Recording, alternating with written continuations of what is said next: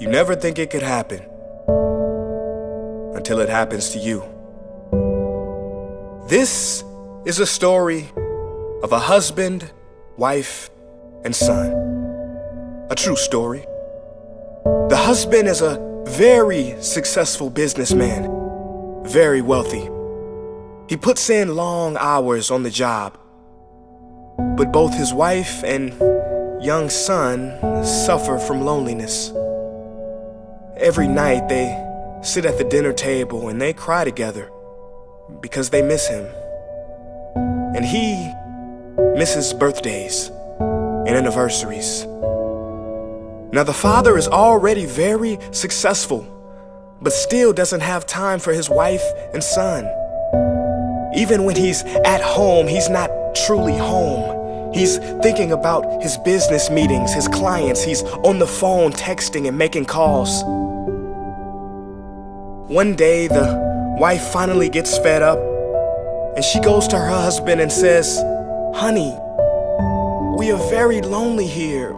We miss you. Please come back to us." And the husband very lovingly says, "Darling, for the time being, no one can replace me as director. They need me. Just hold on a few more years, and when I find a new director, I will have more time for you and our son, I promise." 6 months later, the husband was driving on the same road he took home every night. He lost control of his vehicle and died. His company replaced him and found a new director in just 2 days. Isn't it sad that we spend so much time on the things that are urgent that we have none left for those things that are important? Please do not get me wrong.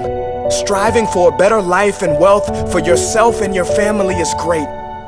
Look, I don't think you can get too much money, but if money gets you, that's too much. If money becomes your God, if you make $1 million but lose your health in the process, is that success? If you make it to the top of the corporate ladder but lose your friends and family in the process, is that success? I ask you, are you taking for granted the moments with the real people who are close to you by focusing on a future moment that doesn't even exist? I urge you to focus on what's real and now, because this life is short. And as they say, there has never been a deathbed regret that said, "Boy, I wish I spent more time in the office."